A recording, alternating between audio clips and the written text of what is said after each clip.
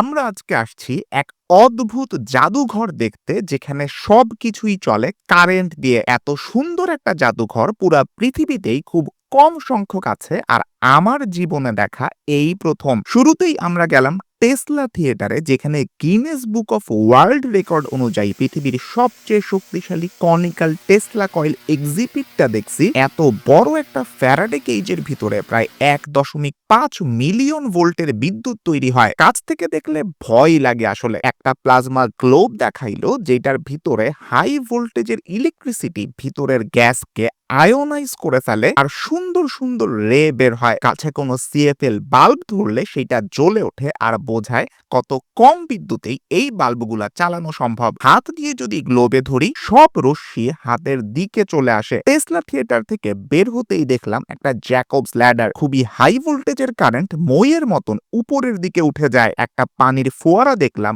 উপরে ছোট একটা বল ছেড়ে দিলে বাতাসে ভাসার মতো ফোয়ারায় ভাসতে থাকে। কারেন্ট দিয়ে কিভাবে টর্নেডোর মতন ধোঁয়া সিমুলেট করা যায় সেটাও দেখলাম। একটা সেলাই মেশিন দেখলাম যেটা নিজে নিজে চলতেছিল। আমার আম্মুর এখনো সিঙ্গারের এমন একটা সেলাই মেশিন আছে। ভাই, এই মিউজিয়ামটার ভিতরে কত কত জিনিস যে আছে বলে শেষ করা যাবে না। কি কি যে অদ্ভুত অদ্ভুত কাজ করা যায় বিদ্যুৎ দিয়ে সেটা এইখানে না আসলে একেবারেই বোঝা অসম্ভব। ছোটবেলা থেকেই আমরা মিউজিয়াম মানেই বুঝি যে এখানে শুধু ইতিহাস নিয়ে প্রদর্শনী হবে। তবে এমন ইন্টারেস্টিং জিনিস নিয়ে যদি বাংলাদেশে কোনো জাদুঘর বানানো যায়, ছোট ছোট বাচ্চারা, ইয়াং ছেলেমেয়েরা বিজ্ঞান নিয়ে আগ্রহী হবে, নতুন নতুন আবিষ্কার করতে উৎসাহিত হবে, আর এইভাবেই আমাদের বাংলাদেশ আগাবে। আমার একটা ইচ্ছা বা শখ বলতে পারেন, একদিন বাংলাদেশও এমন মিউজিয়াম বা জাদুঘর আমরা দেখতে পাবো। সবাইকে অনেক ধন্যবাদ ভিডিওটা দেখার জন্য।